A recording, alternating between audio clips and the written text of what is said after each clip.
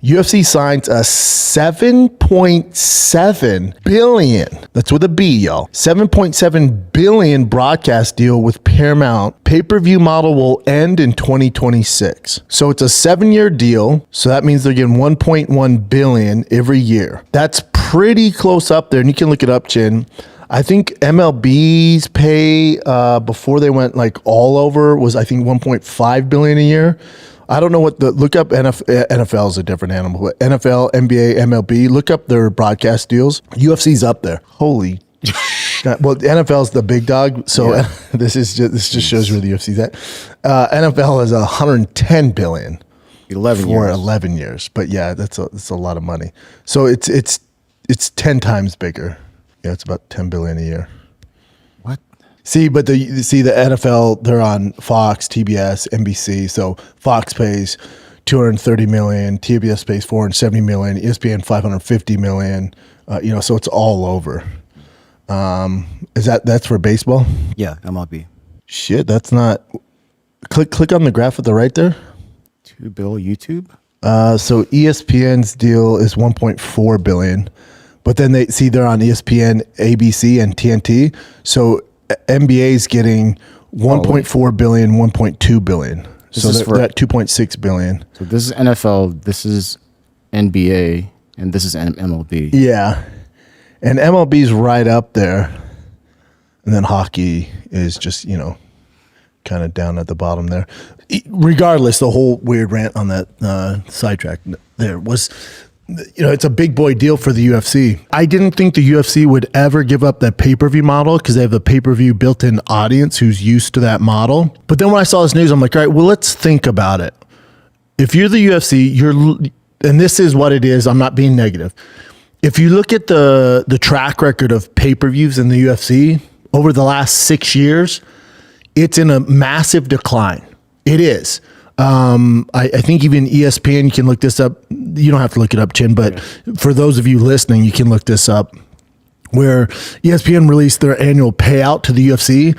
And this year compared to last year's was a lower pay than last year's. And that's based off pay-per-view buys. So it's constantly trending down. Now, it's not all the UFC's fault, right? Like, what's the UFC to blame for with lower pay-per-view numbers? Quality of cards, lack of UFC pay-per-view stars. So that's kind of on the UFC. But the third thing that they can't control is piracy.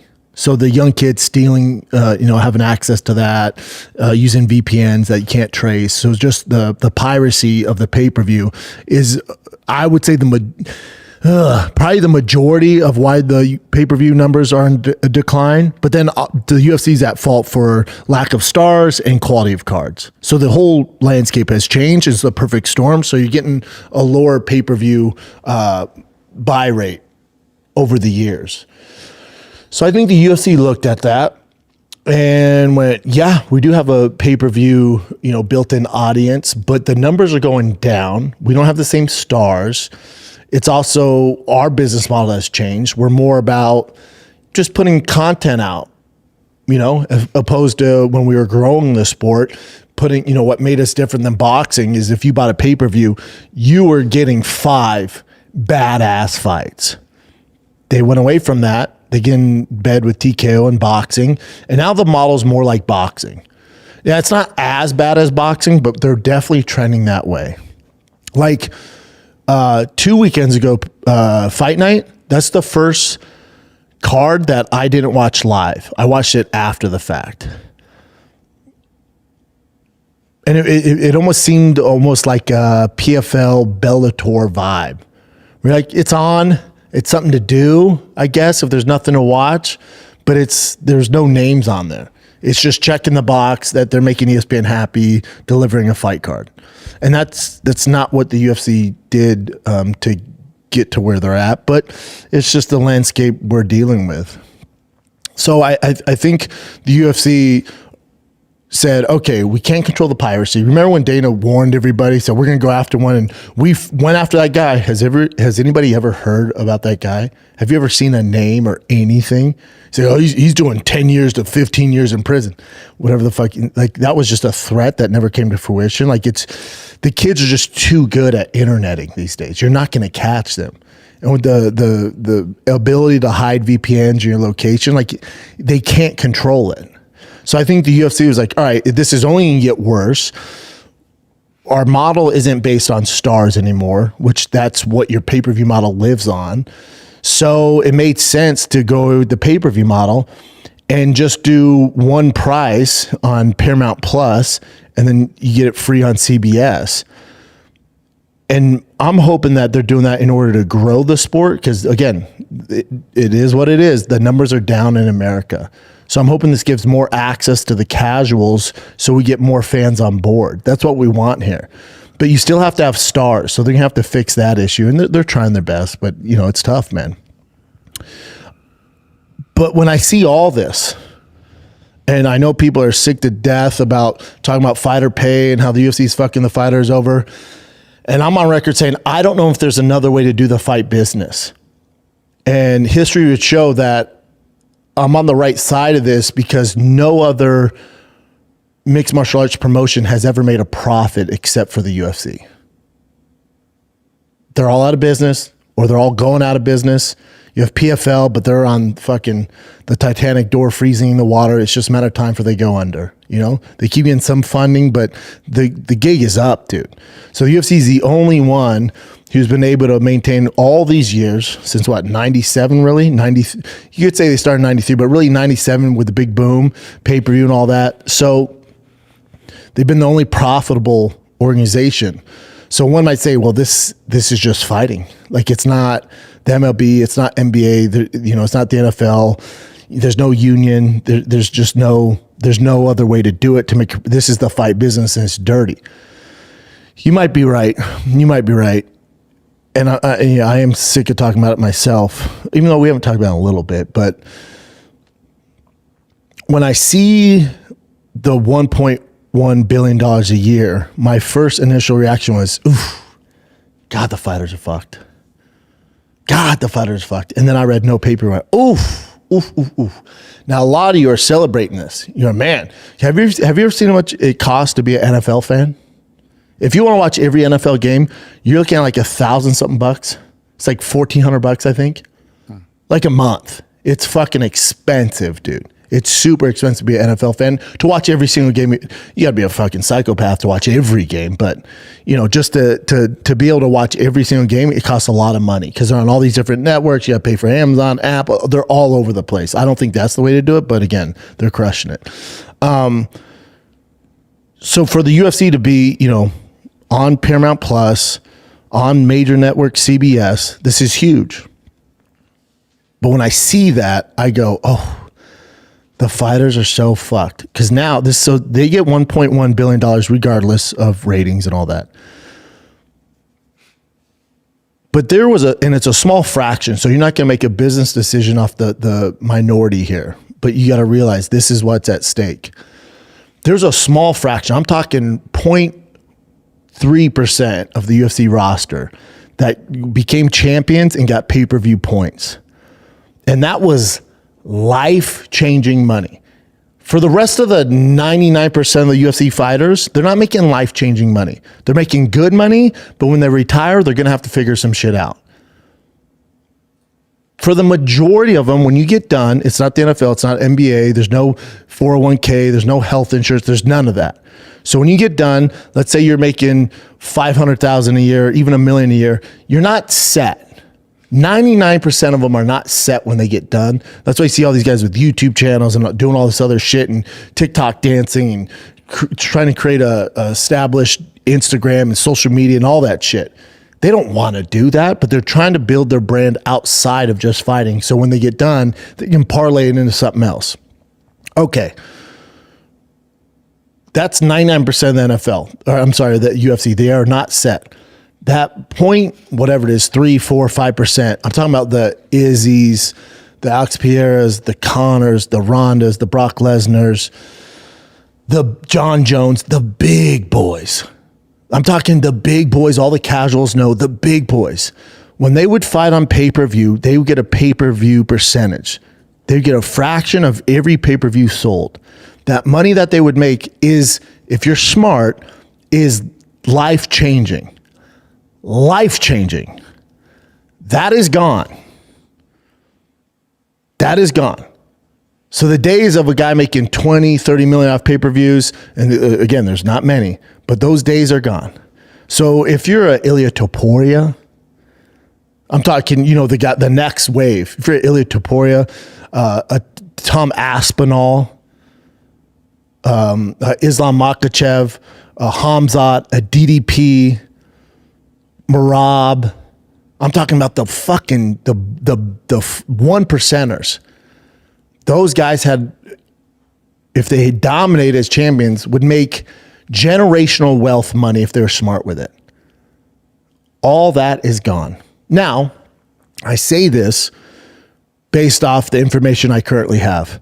UFC might come out and say, listen, we know we're getting rid of pay-per-view and we're getting $1.1 billion a year. So now instead of pay-per-view, we're going to up the champions pay this much. But it will never reach the amount of pay-per-view points. And remember, the current structure that they're in, endorsements are controlled by the UFC, meaning the endorsements are on the octagon. It's not on the fighter shorts. They don't see a percentage of that. So when you're listening to this and you find out that the UFC is making $1.1 billion. Now remember, they were getting $500 million. They've doubled their pay. Again, they've doubled their pay. Do you think the UFC is going to double the pay of the fighters? Do you think they're going to double the pay of the UFC champions? Probably not. I'll tell you what they're probably going to do, knowing the UFC like I do.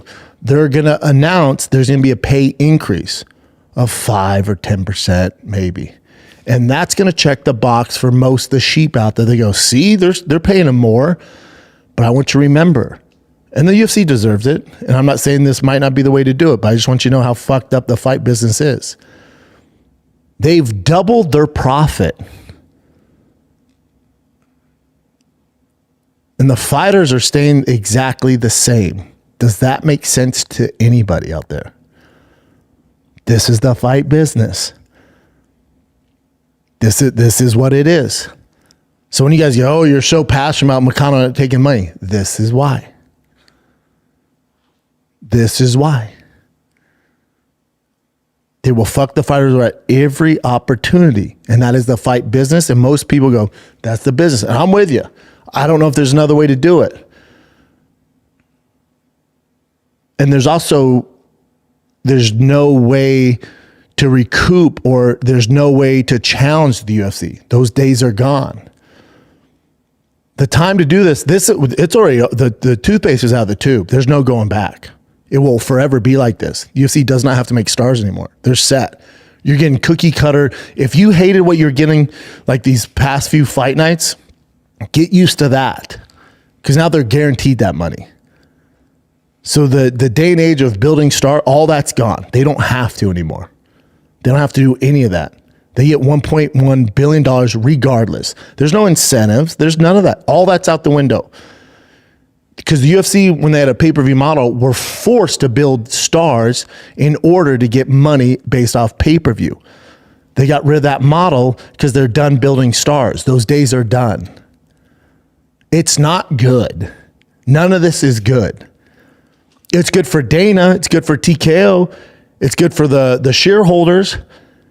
This is all bad for the fighters in every facet.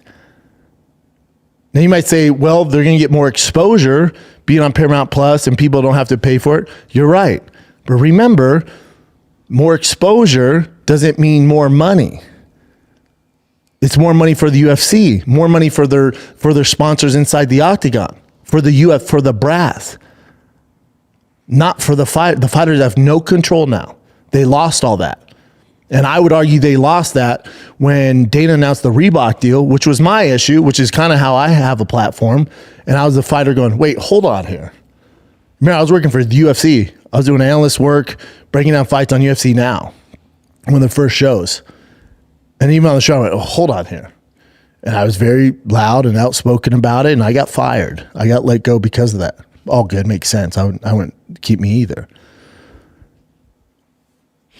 And I just couldn't believe everyone along with it. I think that was the first sign where Dana kind of implemented these strict rules that fucked over the fighters, and there wasn't a big uproar, was there? He kind of got away with it. And the UFC went, oh, we're good.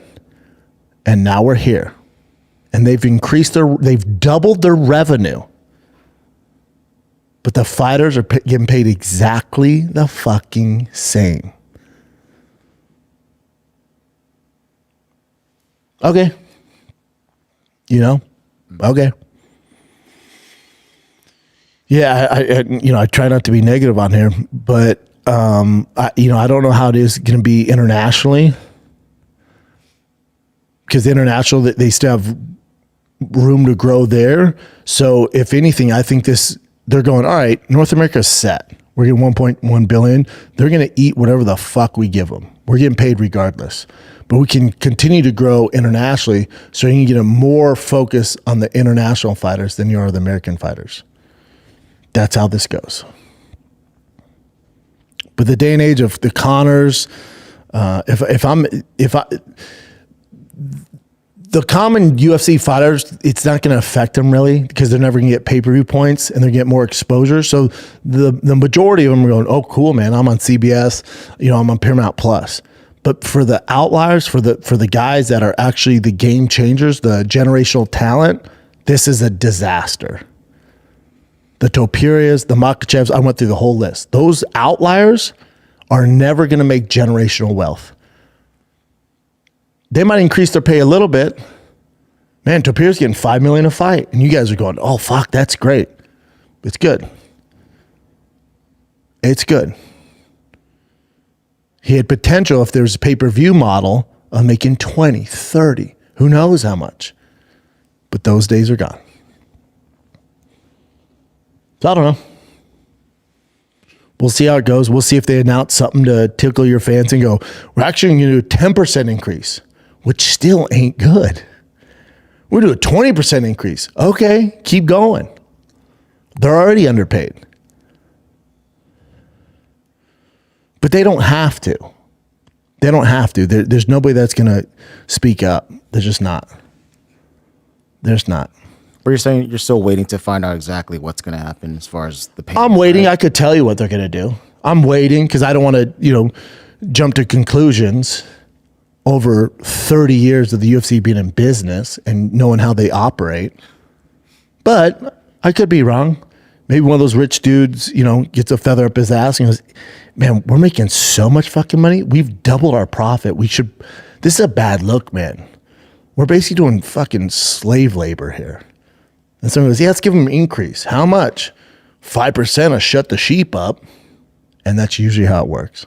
But again, I don't want to jump to conclusions. But I see this, I go, oof, that's bad for the 1%ers. Yeah, so MMA Junkie just wrote down, 1.1 bill for UFC, 10 bill for NFL. Yeah, they're right up there with the big boys. 2.5 bill for MLB, and then they're right up there for the big boys. Yeah. They're right up there with the big boys. What's the difference? So when the WNBA wore shirts that say "Pay us what we're worth," and then WNBA could have went, "Okay, well, you actually owe us money if we do that." So imagine if the UFC fighters wore shirts at the ceremonial weigh-ins that say "Pay us what we're worth." Now that's a motherfucking cause I can get behind. Yeah. And now's the time to do it, dude. You're no longer dealing with Dana. You're not going to beat Dana. Dana's a savage and he's very smart and he knows his way around this. And for years, if it was going to happen, it would happen. But Dana's in cruise control. Dana's focused on TKO, boxing. He's busy with that shit. He's busy with Slap Fight League. He's busy hiring promoters to push the brand. Influencers to push the brand that don't know shit about the fighting. And he's crushing it and you got fucking $1.1 billion a year. You're no longer dealing with Dana. You're dealing with suits who are, they're not used to fighters, who are terrified, dude.